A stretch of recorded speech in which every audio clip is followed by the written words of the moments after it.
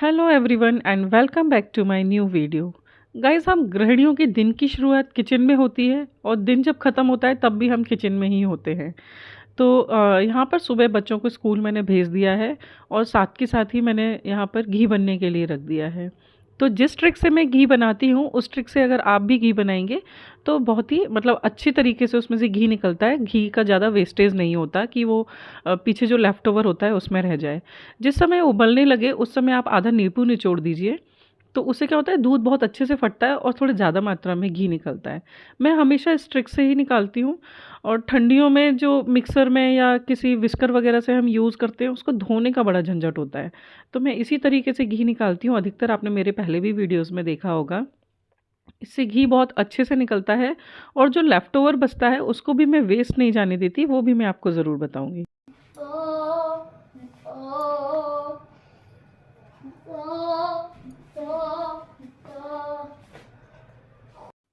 लाडो आज स्कूल नहीं गई है क्योंकि उसको कल रात भर बहुत खांसी हुई कि वो रात भर सो ही नहीं पाई। इसलिए मैंने उसको स्कूल नहीं भेजा है। और कल मैं गई थी मार्केट थोड़ा सामान लेने के लिए, वो मैंने रात में इधर ही टेबल पे ही सब रखा छोड़ दिया था। तो फ़िलहाल बस उसको समेट रही हूँ।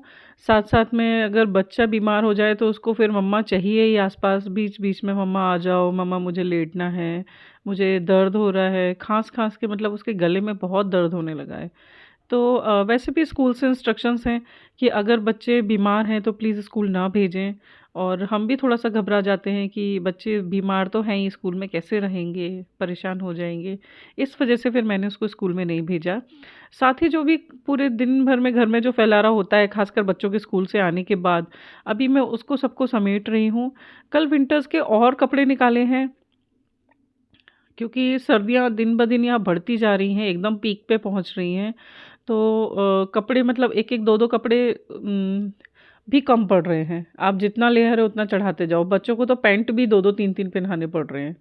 तो इसीलिए कपड़े कल ज़्यादा निकाले हैं। अब फ़िलहाल मैं उनको सबको थोड़ा-सा धूप लगाऊँगी और उसके बाद रख दूँगी। खाने में सब चीज़ें एकदम गरम-गरम अच्छी लग रही हैं और सर्दियों में खाने में बड़ी अच्छी बात है क्योंकि आप कुछ भी खाते जाओ ब सब कुछ अच्छा ही लगता है।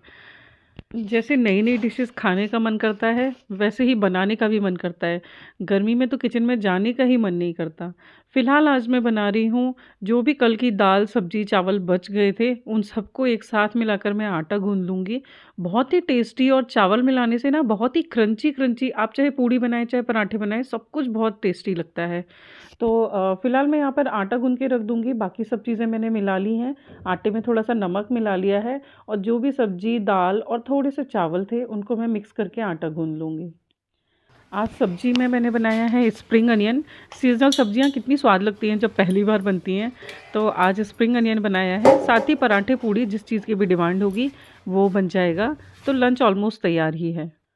बस अब छुट्टी भी हो गई है स्कूल की, तो बेटू आ गई है, लाडो तो आज गई ही नहीं है। अब थोड़ी देर में इनके पापा भी आ जाएँगे और सब लोग साथ में बैठ के लंच करेंगे। ये देखिए मेरे गार्डन में कितनी अच्छी-अच्छी धनिया, पालक, और ये मैंने ना थोड़ा-सा अनियन भी उगाया था। बहुत ही अच्छा अभी बनने लगा है।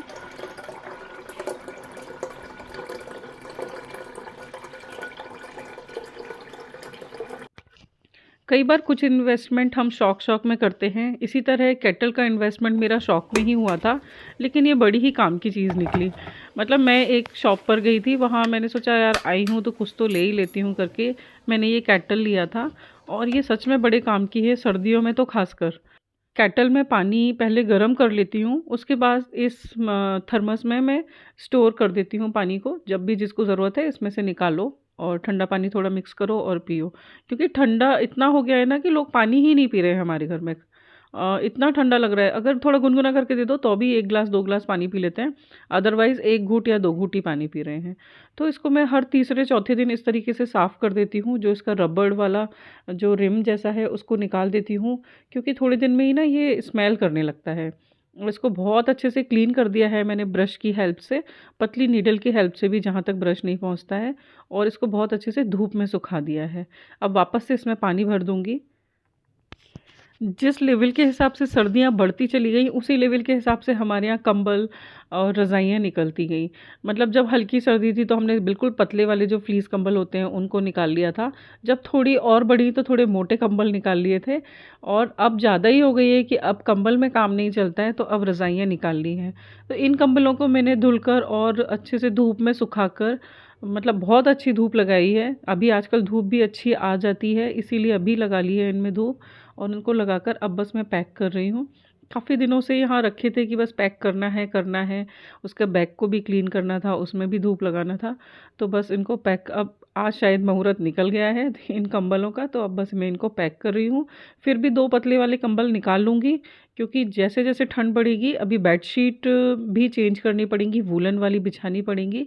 अगर वूलन वाली में भी काम नहीं चला तो उनके ऊपर एक-एक सिंगल पतले वाले कंबल बिछाने पड़ेंगे।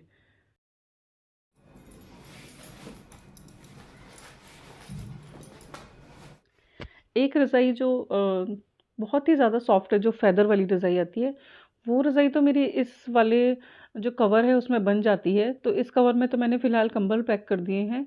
पर जो दूसरी रज़ाई है उसको मैं यहाँ पर ड्राई क्लीन करवा के लाई थी, तो ड्राई क्लीन वाले भैया ने जिस तरीके से उसको पैक करके दिया था, हमने उसको वैसे ही पैक रखा। अब इस सर्दियों आके खोला है, तो उसी पॉलीथीन में उन्होंने पैक किया था, उसको मैंने सँभाल के रख लिया था, काफ़ी बड़ी पॉलीथीन है।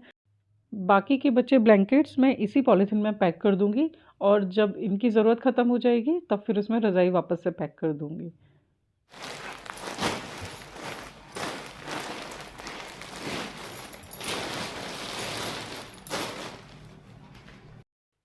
सुबह मैंने थर्मस भर के रखा, सबने मिक्स कर के पानी पी लिया, अच्छे से पिया, और अभी हो गई है शाम। फिर से अभी थोड़ी देर बाद डिनर का टाइम हो जाएगा, और तो पानी फिर से सब लोग पी लें, इसलिए मैं वापस से गर्म करके भर दे रही हूँ। अब लग रहा है ये एक नया काम बढ़ गया है। वैसे सब डायरेक्ट जाकर किचन में फ़िल्टर से पानी लेके पी लेते थे, लेकिन आजकल इतना आलस कर रहे हैं ना कि पानी लेने भी नहीं जा रहे हैं, और पीने में तो भाई अगर ठंडा दे दो तो कोई पी नहीं रहा है। तो ये आइडिया ठीक ही है, सबके कम से कम किसी को डिहाइड्रेशन नहीं होगा, और सब टाइम से पानी पीते रहेंगे। दिन भर के सारे काम ख़त्म हो गए हैं, फ़िलहाल डिनर भी ख़त्म हो गया है, और अब मैं इसमें किचन साफ़ करने आई थी, तो मुझे लगा कि ये जो घी का लेफ़्ट ओवर बचा है, तो इस लेफ़्ट ओवर को वेस्ट कैसे जाने दे सकते हैं। इसकी हम बनाएंगे एक बहुत ही स्वादिष्ट सी मिठाई, बहुत ही अच्छी लगती है, आप लोग ज़रूर ट्राई करना जैसे जैसे मैं बना रही हूँ। मैंने 2 बार में घी निकाला था, तो 2 बड़े-बड़े कटोरों में मैंने दूध की मलाई इकट्ठी की थी, तो 2 बार में घी निकाला। बस उन सबको इकट्ठा करके बना दूँगी। सर्दी की वजह से ना कितना बुरी तरह से जो जम गया है, बिल्कुल टूट ही नहीं रहा है। शायद इसको थोड़ा-सा गर्म करना पड़ेगा, तब ये थोड़ा निकलेगा। जैसे-तैसे करके मैंने इसमें से घी निकाल दिया, लेकिन देखिए फिर भी अभी नीचे थोड़ा-थोड़ा घी आपको दिखाई दे रहा होगा। तो मैं इसी कढ़ाई का यूज़ करूँगी। और एक तो ये भी है कि इसको फिर से ठंडे पानी से धोना पड़ेगा। ये भी मेरा आलस है, लेकिन हाँ, अगर आप चाहें तो दूसरा बर्तन यूज़ कर सकते हैं। मैं यहाँ पर डाल रही हूँ थोड़ा बेसन। पहले मैं अच्छे से बेसन को भूँज लूँगी, और जब उसके थोड़ा कच्चापन-सा ख़त्म हो जाएगा, बस उसको कढ़ाई में से निकाल लेंगे।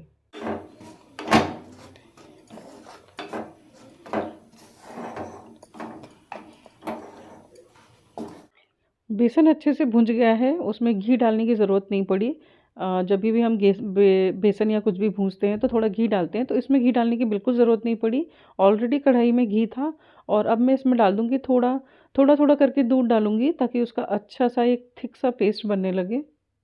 उसके बाद इसमें चीनी अच्छे से डाल दी है, और ये कढ़ाई मुझे छोटी पड़ रही है, तो मुझे कढ़ाई नीचे उतार के इसमें सब कुछ मिक्स करना पड़ रहा है। आप देख रहे होंगे ऊपर वाले गैस जल रही है, और ठंडी इतनी है ना कि कढ़ाई-वढ़ाई कुछ गर्म ही नहीं हो रही है, हाथ से पकड़ लिया है मैंने आराम से। और जो भी ये घी का जो लेफ्ट ओवर था उसको मिक्स कर देंगे, और उसको अच्छे से चलाते रहेंगे।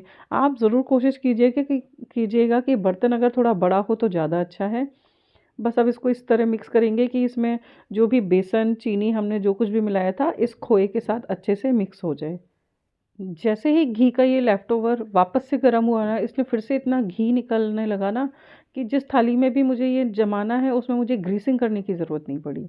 तो मैं यहाँ पर कोई ग्रीसिंग नहीं कर रही हूँ, कोई घी, ऑयल कुछ नहीं लगा रही हूँ। बस जो भी पेस्ट बना है उसको थाली में अच्छे से बस सेट करना है, कि आप जिस शेप का चाहें उस शेप का उसको काट। तो बस मैंने उसको फैलाना चालू कर दिया है, और इतनी ठंडी हो रही है ना कि वो गर्म ही नहीं रह पा रहा है। जैसे ही उसको फैला रही हूँ वापस से ठंडा होता जा रहा है। तो जैसे तैसे करके उसको फैलाना है, टाइट टाइट करके एकदम, कि वो अच्छे से अपने शेप में जम जाए। और इतना मतलब जम रहा है बुरी तरह कि उसको बीच बीच में फोड़ फोड़ के उसको फैलाना पड़ रहा है।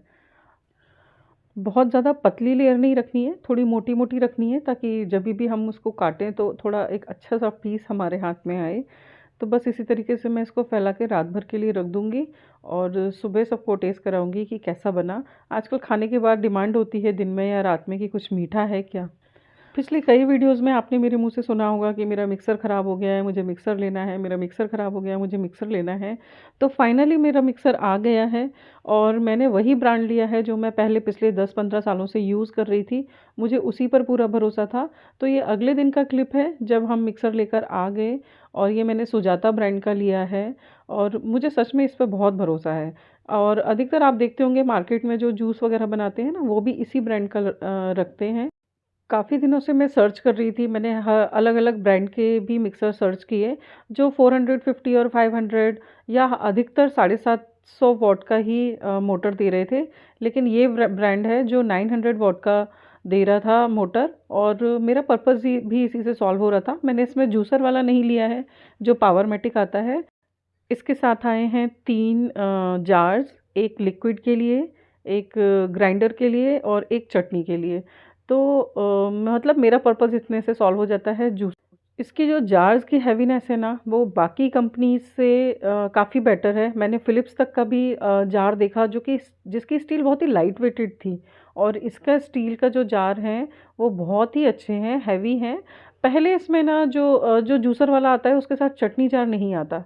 तो पहले मेरे पास जूसर वाला था, तो उसका चटनी जार नहीं आता है, उसका जूसर के सारे आइटम मेरे पास रखे हुए हैं, वो इसमें यूज़ हो जाएंगे। तो इसीलिए मैंने जूसर वाला नहीं लिया, और बस अब इसी से ही मेरा सारा काम हो जाएगा। फाइनली एक नए मेंबर की फिर से एंट्री हो गई है हमारे घर में, और अब जो काम है जिनको बहुत वेट करना पड़ रहा था वो पूरे होंगे, और नई नई डिशेस आपके साथ शेयर भी करती रहूँगी। अगर आपको मेरी वीडियो से थोड़ी बहुत भी वैल्यू या कुछ भी नॉलेज मिलती है तो प्लीज़ मुझे सपोर्ट कीजिए, लाइक कीजिए, शेयर कीजिए, और अभी तक अगर आपने सब्सक्राइब नहीं किया है तो सब्सक्राइब भी कीजिए। नया फीचर आया है इस जार के साथ, इसमें लॉक सिस्टम है, छोटे वाले जो चटनी जार के साथ उसका लॉक सिस्टम है, जो काफ़ी मुझे पसंद आया। और ये इसका एक फुल वीडियो मैं आपके साथ बनाकर बाद में शेयर करूँगी। और मिलते हैं नेक्स्ट वीडियो में। Bye and take care.